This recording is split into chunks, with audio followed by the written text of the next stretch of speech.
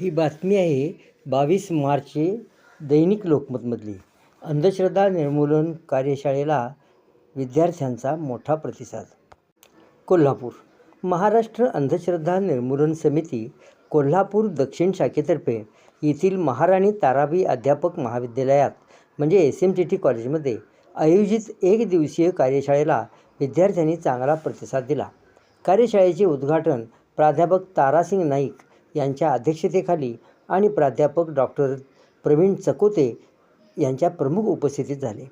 कार्यशाळेत विद्यार्थ्यांना अंधश्रद्धेविरोधात वैज्ञानिक दृष्टिकोन विकसित करण्यासाठी विविध विषयावर मार्गदर्शन केले. यामध्ये प्रयोगामागील विज्ञान, वैज्ञानिक दृष्टिकोन, स्त्रिया आणि अंधश्रद्धा, बुवाबाजी, अंगात येणे आणि भूत लागणे यामागील सत्य, समाजसेवकांची भूमिका, संत परंपरा आणि अंधश्रद्धा निर्मूलन, छत्रपती शिवाजी महाराज यांचा विचार, तसेच दाभोळकर, पानसरे, कलबुर्गी आणि गौरी लंकेश यांच्या कार्याचा चरित्राचा आढावा घेण्यात आला.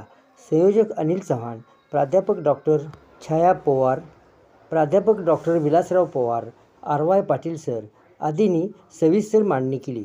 यशस्वी विद्यार्थ्यांना प्रमाणपत्रांचे वितरण करण्यात आले.